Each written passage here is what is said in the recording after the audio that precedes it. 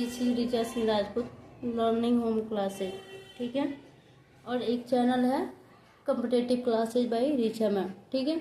इस वीडियो में हम आज देखने वाले हैं प्रीलिम्स यूपीएससी के लिए प्रीवियस पीवाईक्यू क्वेश्चन, ठीक है। इसमें हिस्ट्री का क्वेश्चन है भारत का इतिहास एवं राष्ट्रीय आंदोलन, जो कि 2011 में पूछा गया है। सारे पीवाईक्यू क्वेश्चन है, ठीक है।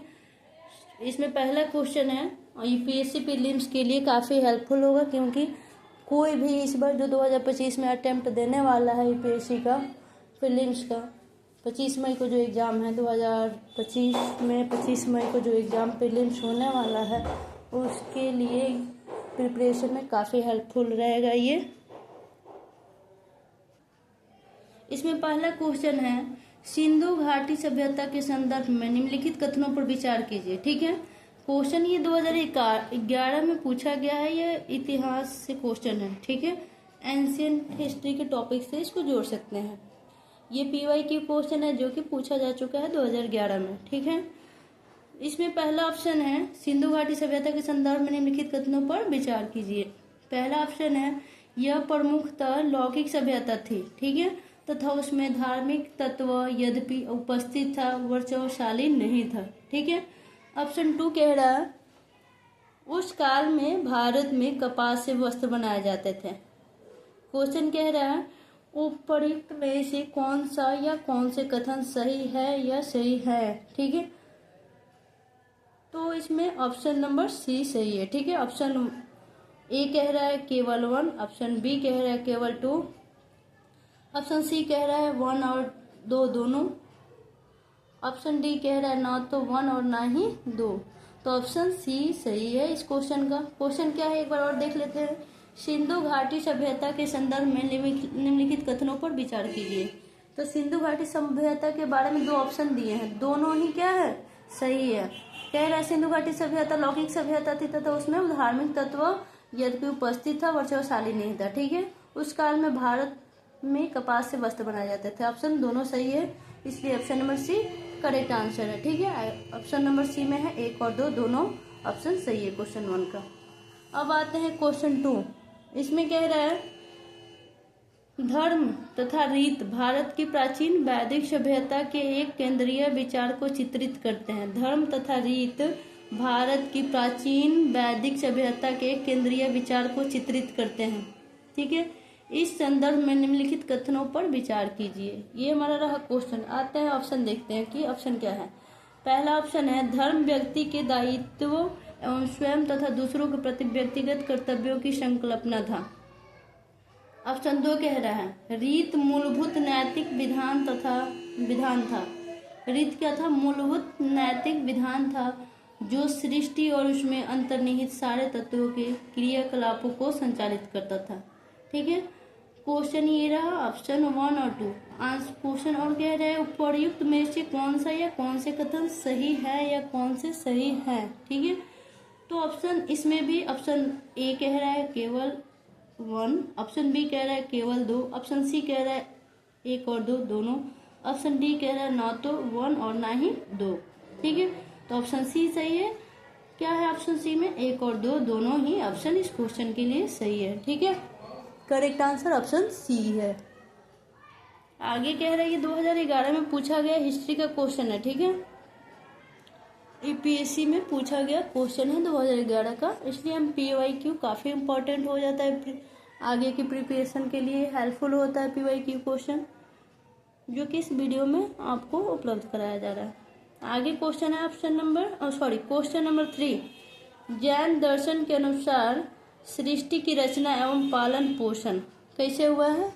जैन दर्शन के अनुसार सृष्टि की रचना एवं पालन पोषण ये हुआ। ऑप्शन ए कह रहा है सार्वभौमिक विधान से हुआ है, ऑप्शन बी कह रहा है सार्वभौमिक सत्य से हुआ है, ऑप्शन सी कह रहा है सार्वभौमिक आस्था से हुआ है, ऑप्शन डी कह रहा है सार्वभौमिक आत्मा से हुआ है।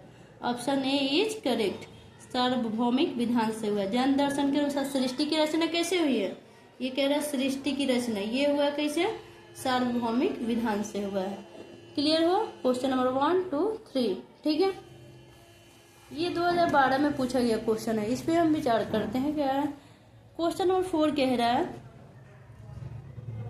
प्राचीन भारत में देश की अर्थव्यवस्था में अत्यंत महत्वपूर्ण भूमिका निभाने वाली श्रेणी संगठन के संदर्भ में निम्नलिखित में से कौन सा या कौन से कथन सही है या है। ठीक है, ऑप्शन देख लेते हैं जरा। ऑप्शन 1 कह रहा है प्रत्येक श्रेणी राजकीय केंद्रीय प्राधिकरण के साथ पंजीकृत होती थी और प्रशासनिक स्तर पर राजा उनका प्रमुख होता था। ठीक है। ऑप्शन 2 कह रहा है श्रेणी ही वेतन, काम करने के नियमों, मानकों और कीमतों को सुनिश्चित करती थी। ऑप्शन 3 कह रहा है श्रेणी का अपने सदस्यों पर न्यायिक अधिकार होता था। ठीक है, ये रहा हमारा क्वेश्चन का ऑप्शन। क्वेश्चन है निम्नलिखित कूटों के आधार पर सही उत्तर चुनिए। ऑप्शन ए कह रहा है केवल 1 और 2, ऑप्शन बी कह रहा है केवल 3, ऑप्शन सी कह रहा है 2 3, ऑप्शन डी कह रहा है 1 2 3, यानी ऑप्शन तीनों सही है। ठीक है, प्राचीन भारत में देश की अर्थव्यवस्था में अत्यंत महत्वपूर्ण भूमिका निभाने वाली श्रेणी संगठन के संदर्भ में ये तीनों ऑप्शन सही है। ठीक है, 3 ऑप्शन एक बार फिर से सुन लीजिए ना। प्रत्येक श्रेणी राज्य की एक केंद्रीय प्राधिकरण के साथ पंजीकृत होती थी और प्रशासनिक स्तर पर राजा उनका प्रमुख होता था। ऑप्शन 2 कह रहा है श्रेणी ही वेतन, काम करने के नियमों, मानकों और कीमतों को सुनिश्चित करती थी। ऑप्शन 3 कह रहा है श्रेणी का अपने सदस्यों पर न्यायिक अधिकार होता था, यानी कहने का मतलब ये ऑप्शन नंबर 1 2 3 तीनों ही सही है। किसके लिए? प्राचीन भारत में देश की अर्थव्यवस्था में अत्यंत महत्वपूर्ण भूमिका निभाने वाली श्रेणी संगठन के संदर्भ में ये तीनों बातें सही है। ठीक है, ये 2012 का पूछा गया क्वेश्चन है प्रीलिम्स में। आते हैं क्वेश्चन नंबर 5 पे। इसमें कह रहा है हमारा प्राचीन कालीन भारत में हुई और वैज्ञानिक प्रगति के संदर्भ में निम्नलिखित में से कौन से कथन सही है। प्राचीन कालीन भारत में हुई वैज्ञानिक प्रगति, यानी जो प्राचीन काल एंशियंट हिस्ट्री के जो टाइम जो चल रहा था, उस टाइम का जो भारत था, उस टाइम में वैज्ञानिक प्रगति के संदर्भ में क्या क्या परिवर्तन हुए वो देखना है यहाँ पे। तो इसमें कह रहा है प्रथम शती ईस्वी में विभिन्न प्रकार के विशिष्ट शल्य औजारों का उपयोग आम था। ऑप्शन 2 कह रहा है तीसरी शती ईस्वी के आरंभ में मानव शरीर के आंतरिक अंगों का प्रत्यारोपण शुरू हो चुका था। ऐसा तो नहीं हो सकता है, उस टाइम यानी एंशियंट टाइम में हमारे भारत में इतना तो वैज्ञानिक डेवलपमेंट या वैज्ञानिक यानी साइंटिफिक प्रोग्रेस इतना देखने को, साइंटिफिक डेवलपमेंट देखने को इतना नहीं मिला था, बिकॉज उस टाइम में जो इंटरनल ऑर्गन था ह्यूमंस का, वो उसका ट्रांसप्लांटेशन नहीं स्टार्ट हुआ था, इसलिए ऑप्शन 2 इनकरेक्ट है। ठीक है, ऑप्शन 3 कह रहा है 5वीं शती ईस्वी। ठीक है, आगे चौथा ऑप्शन कह रहा है 7वीं शती ईस्वी में चक्रीय चतुर्भुज का सिद्धांत ज्ञात था। ये थोड़ा ऑप्शन देखना पड़ेगा क्योंकि सिर्फ इतना ही लिखा है 5वीं शती ईस्वी। ठीक है, चौथा ऑप्शन कह रहा है 7वीं शती ईस्वी में चक्रीय चतुर्भुज का सिद्धांत ज्ञात था। ऑप्शन नंबर इसका उपयुक्त कूटों के आधार पर सही उत्तर चुनिए। ठीक है, यानी प्राचीन कालीन भारत में वैज्ञानिक प्रगति क्या क्या हुआ था, तो ऑप्शन 1 सही है क्योंकि प्रथम शती ईस्वी में विभिन्न प्रकार के विशिष्ट शल्य औजार का उपयोग आम था। ये सही बात है, चलो ये लागू होता है कि उस टाइम में भी हमारा साइंटिफिक डेवलपमेंट था इतना हो चुका था प्राचीन काल में। ये दूसरा तो बिल्कुल लागू नहीं होता क्योंकि उस time internal organ human body का जो था वो उसका ट्रांसप्लांटेशन पॉसिबल नहीं था उस टाइम में। थर्ड सही है, ऑप्शन नंबर 4 सही है, यानी ऑप्शन नंबर यहाँ सी आएंगे, केवल 1 3 4 सही है। ठीक है, बाकी सब रॉन्ग है। 5 क्वेश्चन कंप्लीट हुआ जो कि 2011 में क्वेश्चन नंबर 1 2 3 पूछा गया, 2012 में क्वेश्चन नंबर 4 5। अब आते हैं हम क्वेश्चन नंबर 6 पे। इसमें कह रहा है क्वेश्चन नंबर 6 हमारा प्राचीन भारतीय इतिहास के संदर्भ में निम्नलिखित में से कौन सा यश बौद्ध धर्म और जैन धर्म दोनों में समान रूप से विद्यमान था या थे। प्राचीन भारतीय इतिहास के संदर्भ में निम्नलिखित में से कौन सा या कौन से बौद्ध धर्म, क्या कह रहा है, बौद्ध और जैन धर्म दोनों में समान रूप से विद्यमान था। ध्यान देना है कि प्राचीन भारतीय इतिहास के संदर्भ में बात हो रही है कि जो कि बौद्ध और जैन दोनों के संदर्भ में विद्यमान था। तो ऐसा कौन सा था, ऑप्शन देख लेते हैं एक बार। ऑप्शन 1 कह रहा है तप और भोग की अति का परिहार। ठीक है, कि जैन और बौद्ध दोनों में समान रूप से विद्यमान था या नहीं। ऑप्शन 2 कह रहा है वेद प्रामाण्य के प्रति अनास्था। ऑप्शन 3 कह रहा है कर्म कांडों की फलवत का निषेध। आगे है क्वेश्चन नंबर, निम्नलिखित पुटों के आधार पर सही उत्तर चुनिए। ऑप्शन 1 कह रहा है केवल 1, ऑप्शन बी कह रहा है केवल 2 और 3, ऑप्शन सी कह रहा है केवल 1 और 3, ऑप्शन डी कह रहा है 1 2 3। ऑप्शन बी सही है, ऑप्शन बी इज राइट। क्या है इसमें कि बौद्ध और जैन धर्म दोनों में समानता के नजरिए से देखा जाए तो उसमें क्या था, वेद प्रमाण के प्रति अनास्था थी दोनों धर्म में, ठीक है। दूसरा क्या कह रहा है हमारा ऑप्शन नंबर 3, कर्म कांडों की फलवत का निषेध था, ठीक है। ये दोनों जैन और बौद्ध धर्म में समान रूप से विद्यमान था, इसलिए option number b is correct. Option केवल 2 और 3, ऑप्शन नंबर 1 करेक्ट नहीं है। दोनों धर्म में यानी जो बौद्ध और जैन धर्म था दोनों में ये समानता को नहीं दर्शा रहा है। आते हैं क्वेश्चन नंबर 7, ठीक है। इसमें क्या कर रहे हैं हमारा क्वेश्चन नंबर 7, क्वेश्चन नंबर 7 कह रहा है कि नागर, द्रविड़ और वेसर, ठीक है। ये नागर, द्रविड़ और वेसर क्या है, ये शैली है, स्टाइल है, जिसमें उस टाइम में क्या जो मंदिर बनते थे उसके ये शैली है, ठीक है। नागर उत्तर साइड में जो उत्तर भारत में जो मंदिरों का शैली था वो नागर शैली कहलाया। द्रविड़ दक्षिण भारत में जो मंदिरों का शैली था वो द्रविड़ कहलाया।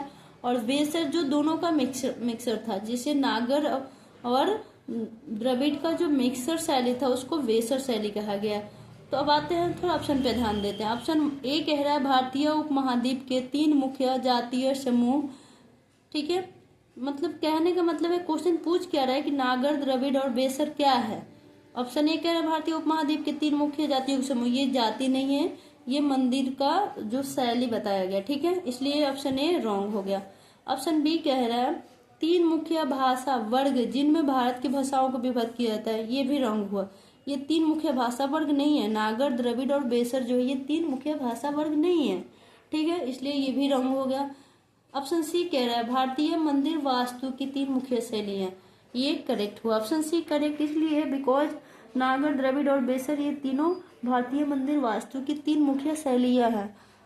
ऑलरेडी बता चुके हैं कि नागर उत्तर भारत की शैली थी, द्रविड़ दक्षिण भारत की, और वेसर दोनों का मिक्सचर जो था वो क्या कहलाता था, वेसर शैली कहलाता था। आई होप समझ में आया होगा ये क्वेश्चन।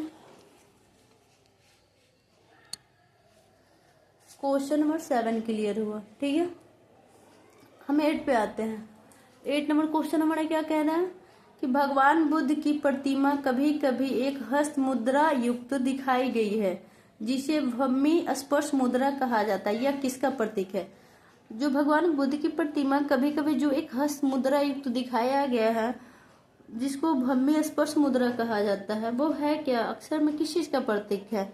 ऑप्शन ए कह रहा है कि मार पर दृष्टि रखने एवं अपने ध्यान में विघ्न डालने से मार को रोकने के लिए बुद्ध का धरती का आह्वान, ये तो है नहीं, भूमि स्पर्श मुद्रा ये तो नहीं है कि उन्होंने धरती का आह्वान किया जिस वजह से इस चीज का वो प्रतीक है, ठीक है।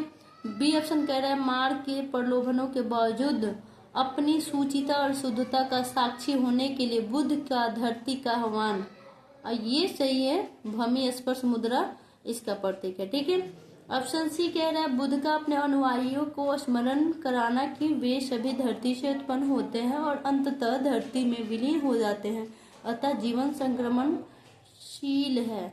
इस क्वेश्चन से इस ऑप्शन का कोई लेना देना नहीं, क्योंकि ये कह रहा है भगवान बुद्ध की प्रतिमा कभी कभी हस्त मुद्रा दिखाई गई है, ठीक है, जिसे भूमि स्पर्श मुद्रा कहते हैं, इसका प्रतीक क्या है, तो इस ऑप्शन से कोई लेना देना नहीं है।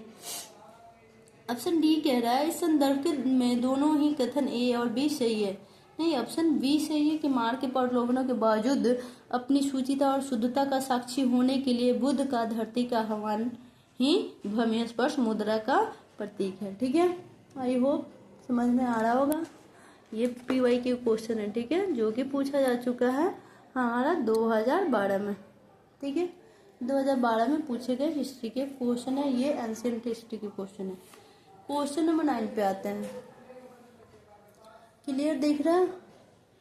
पूर्व वैदिक आर्यों का धर्म प्रमुखता था, ठीक है।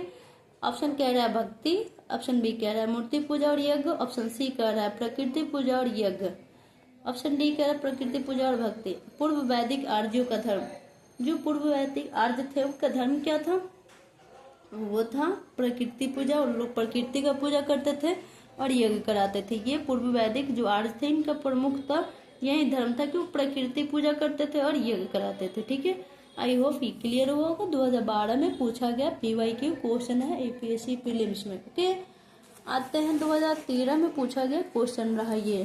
ठीक है, क्वेश्चन पे नजर डालते हैं। क्वेश्चन 10 कह रहा है, यानी क्वेश्चन नंबर 10, भारतीय शिला वास्तु के इतिहास के संदर्भ में निम्नलिखित कथनों पर विचार कीजिए। ठीक है, क्वेश्चन दिख रहा है क्लियरली। ठीक है, भारतीय शिला वास्तु के इतिहास के संदर्भ में निम्नलिखित कथनों पर विचार कीजिए। ऑप्शन 1 कह रहा है बादामी की गुफाएं भारत की प्राचीनतम अवशिष्ट शैलकृत गुफाएं हैं। ऑप्शन 2 कह रहा है बराबर की शैलकृत गुफाएं सम्राट चंद्रगुप्त मौर्य द्वारा मूलतः आजीविकों के लिए बनाई गई थी। ऑप्शन 3 कह रहा है एलोरा में गुफाएं विभिन्न धर्मों के लिए बनाई गई थी। उपर्युक्त कथनों में से कौन सा या कौन से कथन सही है या है? ठीक है, ऑप्शन देख लेते हैं। केवल 1, केवल 2 और 3, केवल 3 ऑप्शन डी कह रहा है 1, 2, 3। केवल 3 सही है क्योंकि एलोरा में जो गुफाएं बनाई गई थी वो विभिन्न धर्मों के लिए बनाई गई थी। ऑप्शन नंबर 3 सही है। ठीक है, ऑप्शन 3 इज करेक्ट। ठीक है, बाकी दोनों रॉन्ग है। आगे चलते हैं क्वेश्चन नंबर 11 पे। इसमें हमारा क्या कह रहा है क्वेश्चन नंबर 11, भारत की यात्रा करने वाले चीनी यात्री युआन चुआंग, जिनको वेन चुआंग भी बोलते हैं, ने तत्कालीन भारत की सामान्य दशाओं और संस्कृति का वर्णन किया है। इस संदर्भ में निम्नलिखित में से कौन सा या कौन सी कथन सही है या है? ठीक है, क्वेश्चन नंबर 11 पे नजर डालते हैं। ठीक है, ये 2013 में पूछा गया क्वेश्चन है। ऑप्शन 1 कह रहा है सड़क और नदी मार्ग लूट मार से पूरी तरह सुरक्षित थे। ऑप्शन 2 कह रहा है जहां तक अपराधों के लिए दंड का प्रश्न है, अग्नि, जल व विष द्वारा सत्य परीक्षा किया जाना ही किसी भी व्यक्ति को निर्दोषता अथवा दोष के निर्णय के साधन थे। ऑप्शन 3 कह रहा है व्यापारियों को नौघाटों और नाकों पर शुल्क देना पड़ता था। ठीक है, भारत की यात्रा करने वाले चीनी यात्री ने तत्कालीन भारत की सामान्य दशाओं और संस्कृति का वर्णन किया है। चलते हैं कि इस तीनों में सही कौन सा है। ऑप्शन कह रहा है नीचे दिए गए गुट का प्रयोग कर सही उत्तर चुने। ठीक है, इसमें है ऑप्शन नंबर 1 कह रहा है, ए कह रहा है केवल 1, बी ऑप्शन है केवल 2, 3, सी ऑप्शन है केवल 1 और 3, ऑप्शन डी कह रहा है 1, 2, 3। Option B is correct. 2 और 3 उसमें क्या था, भारत की जो यात्रा करने आए थे वेनसांग, जो चाइनीज थे यानी चीनी यात्री थे, उन्होंने भारत का यात्रा किया हर्षवर्धन के काल में। ठीक है, तो उन्होंने भारत की सामान्य दशा और संस्कृति का वर्णन किया। उन्होंने ये बताया है कि जहां तक अपराधों के लिए दंड का प्रश्न है, जो अपराध होते थे भारत में उसके लिए जो पनिशमेंट दिया जाता था उसमें अग्नि, जल व विष द्वारा सत्य परीक्षा किया जाना ही किसी भी व्यक्ति को निर्दोषता अथवा दोष के निर्णय के साधन थे। काश ये जो पनिशमेंट उस टाइम में दिए जाते थे आज भी हमारे यहाँ लागू होते हैं। ठीक है, और तीसरा ऑप्शन कह रहा है व्यापारियों को नौघाटों और नाकों पर शुल्क देना पड़ता था। ये दोनों ऑप्शन सही है अकॉर्डिंग टू वेनसांग, जो कि चीनी यात्री थे और भारत की सामान्य दशा और संस्कृति के बारे में उन्होंने ऐसा वर्णन किया है जब वो यहाँ पे आए थे यात्रा करने भारत की। ठीक है, उस टाइम का दशा का वर्णन किया गया है। ठीक है, तो ऑप्शन जो है 2 और 3 सही है। क्वेश्चन नंबर था कौन सा, 11 नंबर। ये 2013 में पूछा गया PYQ क्वेश्चन है। ठीक है, आगे बढ़ते हैं। क्वेश्चन नंबर 12 हमारा क्या है, इसमें कह रहा है कुछ शैलकृत बौद्ध गुफाओं को चैत्य कहते हैं जबकि अन्य को विहार। ठीक है, कुछ शैलकृत बौद्ध गुफाओं को चैत्य कहते हैं जबकि अन्य को विहार। विहार नहीं। ओके, दोनों में क्या अंतर है, यानी कहने का जाहिर सा मतलब है कि चैत्य और विहार में क्या डिफरेंस है।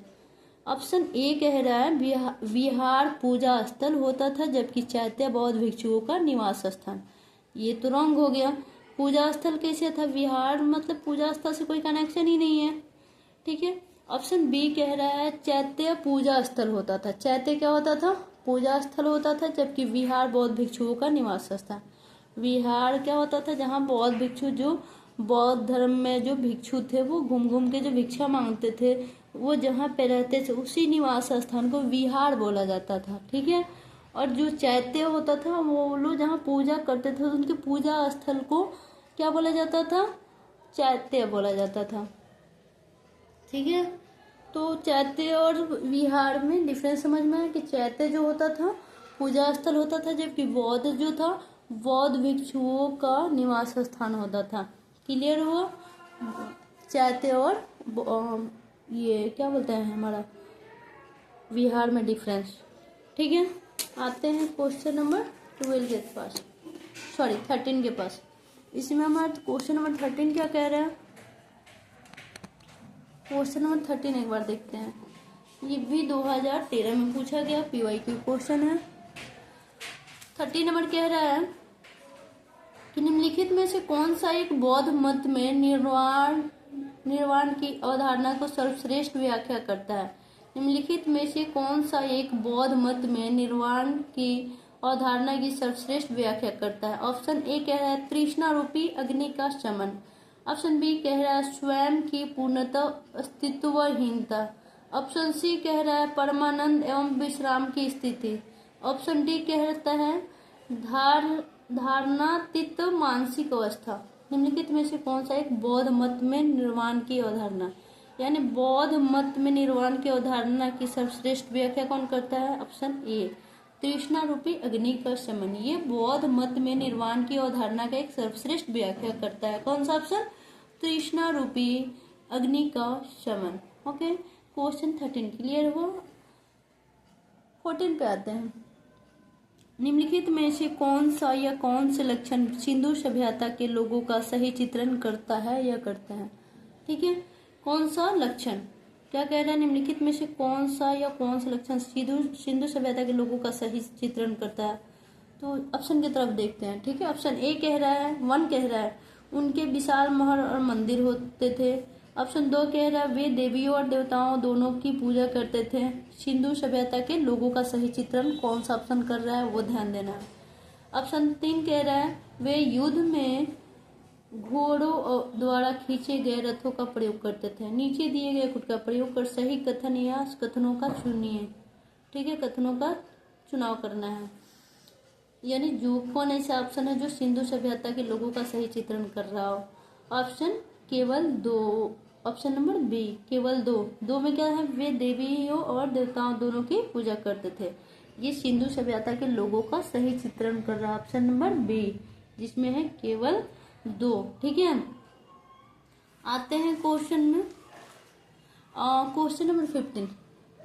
निम्नलिखित में से कौन सा कथन जैन सिद्धांत के अनुरूप है। जैन सिद्धांत के अनुरूप इसमें से कौन सा ऑप्शन है, ठीक है।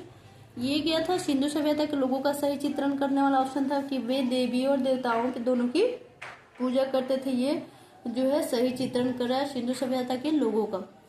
क्वेश्चन नंबर 15 में कह रहा है जैन सिद्धांत के अनुरूप कौन सा है इसमें से। ऑप्शन एक बार देखते हैं।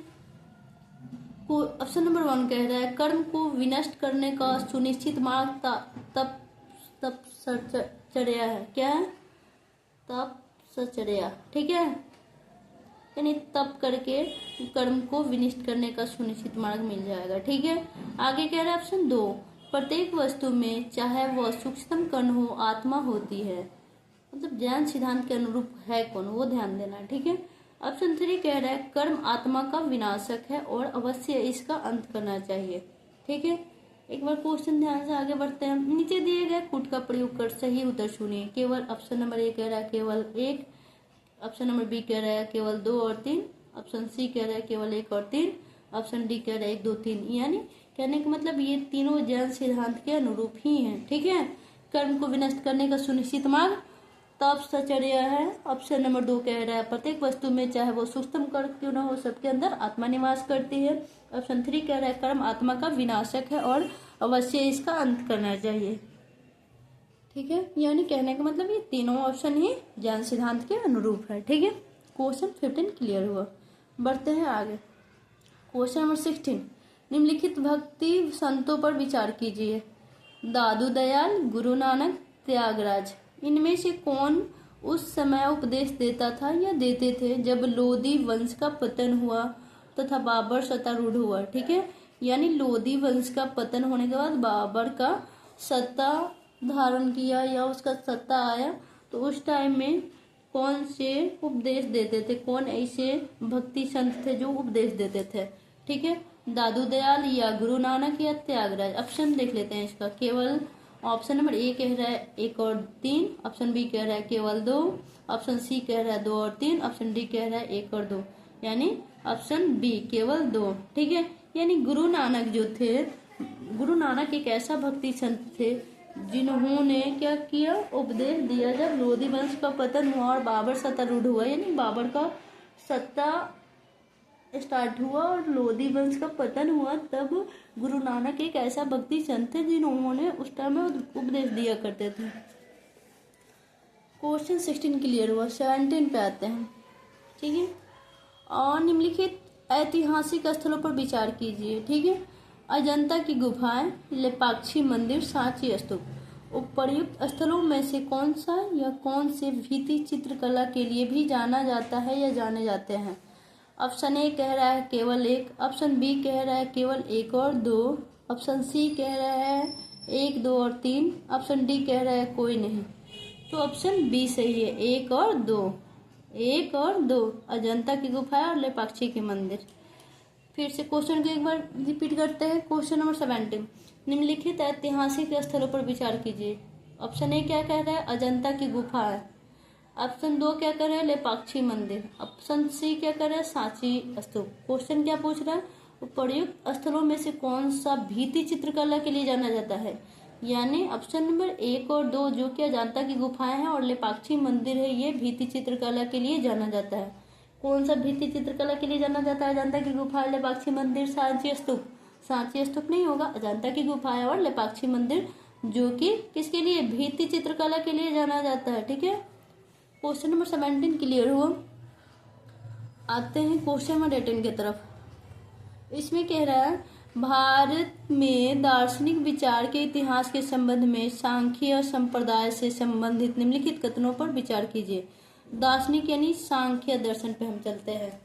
ठीक है ना, सांख्य दर्शन, योग दर्शन जो था, इसमें कह रहा है कि भारत में दार्शनिक विचार के इतिहास के संबंध में सांख्य संप्रदाय से संबंधित निम्नलिखित कथन। चलो, ये नीचे जो कथन दिया गया स्टेटमेंट है वो सांख्य संप्रदाय से है। ठीक है, इसमें हमको विचार करना है। ऑप्शन 1 कह रहा है सांख्य पुनर्जन्म या आत्मा के आवागमन के सिद्धांत को स्वीकार नहीं करता। क्या ऑप्शन है, सांख्य पुनर्जन्म या आत्मा के आवागमन के सिद्धांत को स्वीकार नहीं करता।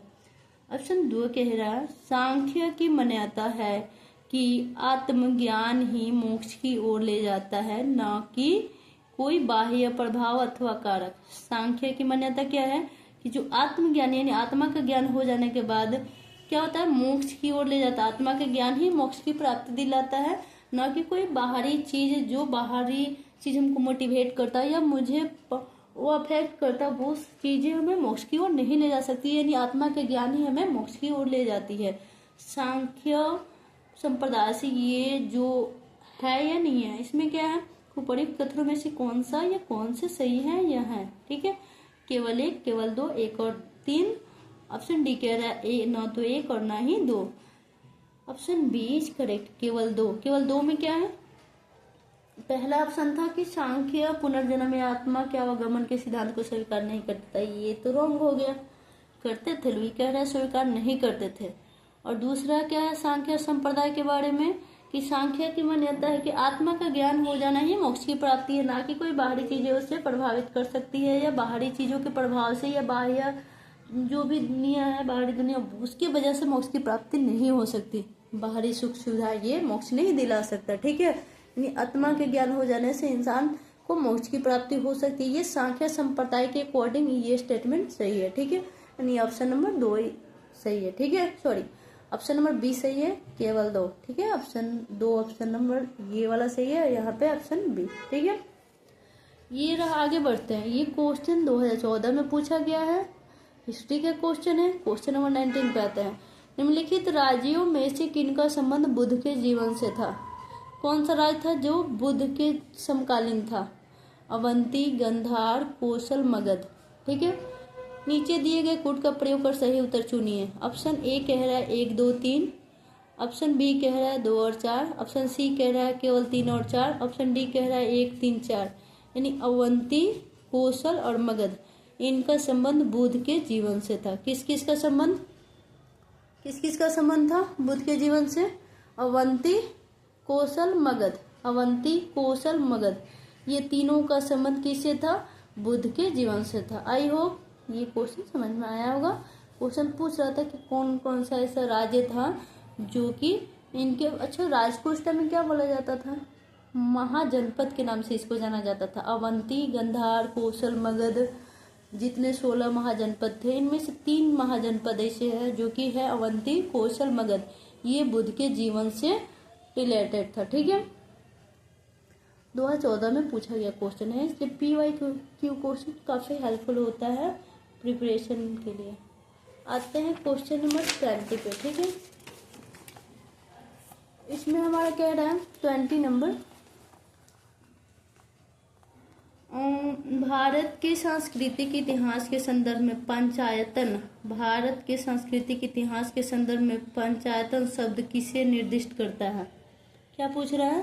भारत के सांस्कृतिक इतिहास के संदर्भ में पंचायतन शब्द, आपने पढ़ा होगा प्राचीन इतिहास से, इसमें पंचायतन शब्द मंदिर रचना शैली, पंचायतन हो गया, द्रविड़ हो गया, नागर हो गया, वेसर हो गया, ये सारे मंदिर का शैली है। ठीक है, तो ये पंचायतन शब्द किसे निर्दिष्ट करता है? मंदिर रचना शैली। ठीक है, अब आते हैं क्वेश्चन नंबर 21। ठीक है, निम्नलिखित युग्मों में से कौन सा एक भारतीय षड् दर्शन का भाग नहीं है? भारतीय, क्वेश्चन क्या हमारा? ऑप्शन ABCD दिया है, इसमें से कौन सा भारतीय षड् दर्शन का भाग नहीं है? यानी भारत के षड् दर्शन का भाग नहीं है।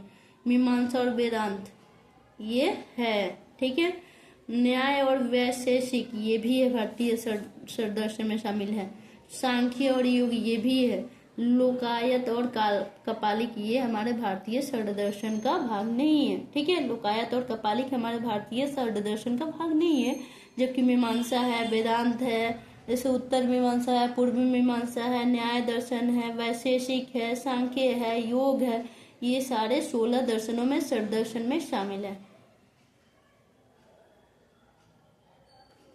षड् दर्शन, भारतीय षड् दर्शन में, यानी जो षड् दर्शन थे भारत के, उसमें मीमांसा है, वेदांत है, न्याय है, वैशेषिक है, सांख्य, योग है, ये हमारे 6 दर्शन हुए जो कि भारतीय षड् दर्शन के भाग हैं। बाकी लोकायत और कपालिक नहीं है। आते हैं आगे क्वेश्चन, षड् मतलब 16 नहीं 6 हुआ यहाँ पे।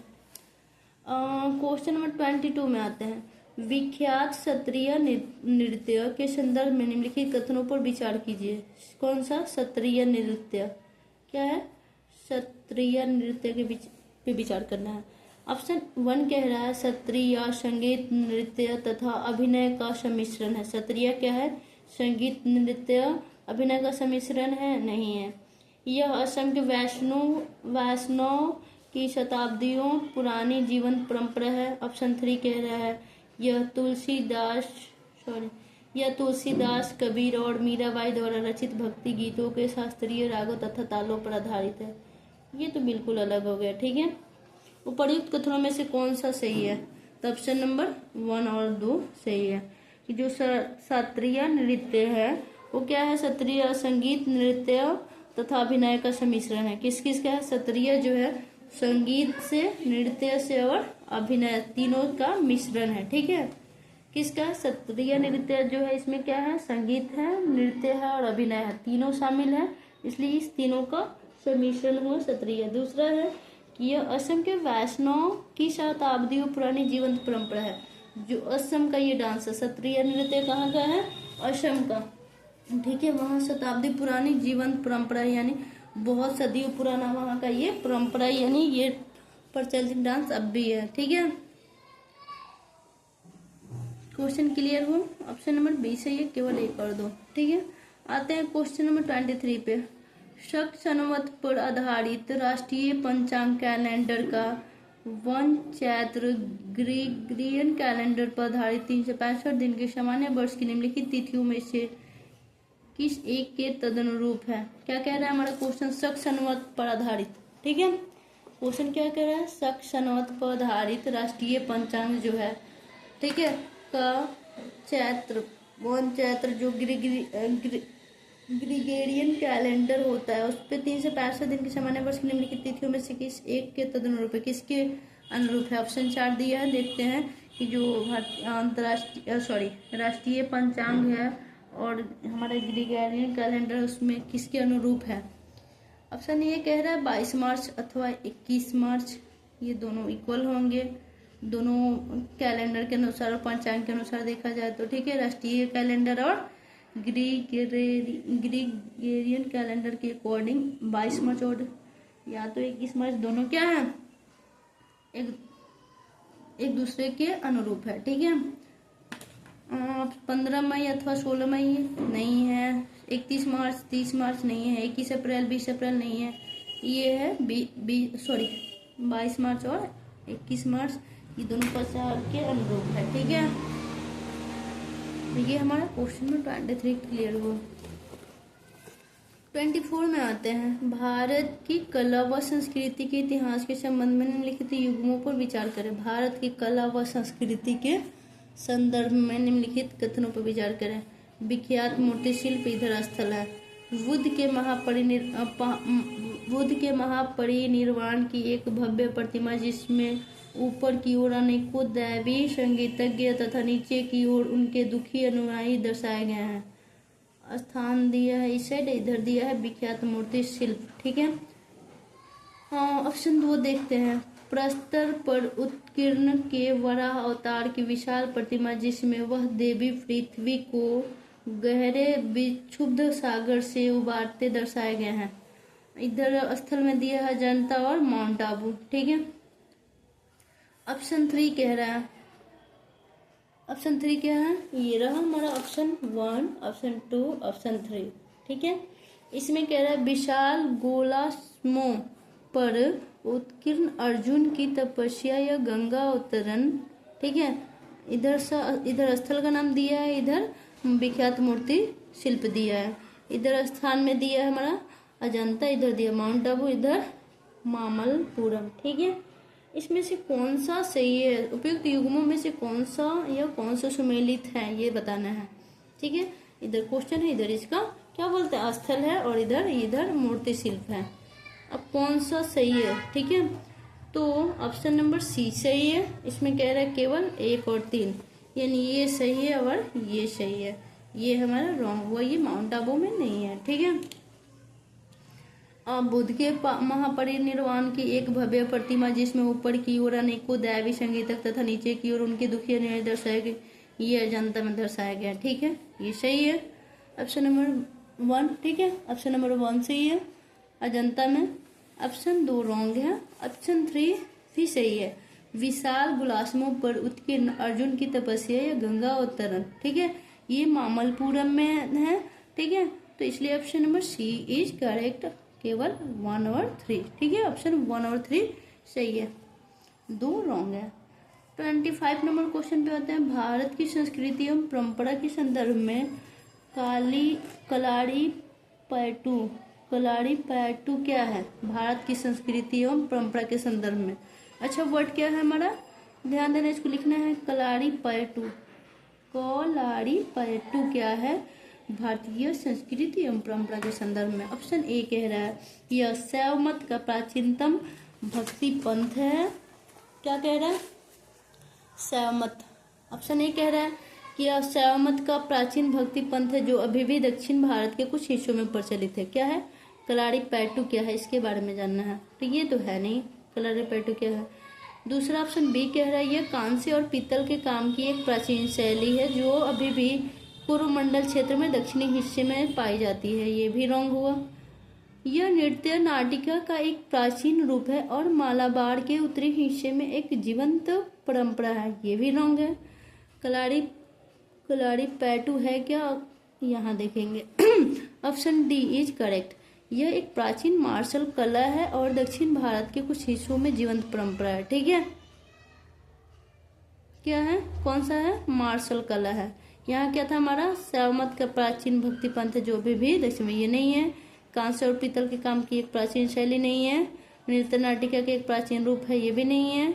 ये क्या है, एक प्राचीन मार्शल कला है जो दक्षिण भारत के कुछ हिस्सों में जीवंत परंपरा है। ठीक है, अब ध्यान देना है कि कलारीपयट्टू क्या है। तो कलारीपयट्टू यह क्या है, एक मार्शल कला है और दक्षिण भारत के कुछ हिस्सों में जीवंत परंपरा है। ठीक है, क्लियर हुआ कलारीपयट्टू क्या है। क्वेश्चन में हमारा क्या पूछ रहा था, कलारीपयट्टू क्या है। ऑप्शन हमारा ये रहा, ऑप्शन नंबर डी। ठीक है, कलारीपयट्टू का डेफिनेशन लिखना है या स्क्रीनशॉट लेना है, ले सकते हैं। ठीक है, क्वेश्चन 25 कंप्लीट हुआ इस वीडियो में। क्वेश्चन नंबर 1 2 3 4 5 2011, 12, 13, 14 में पूछे गए PYQ क्वेश्चन है।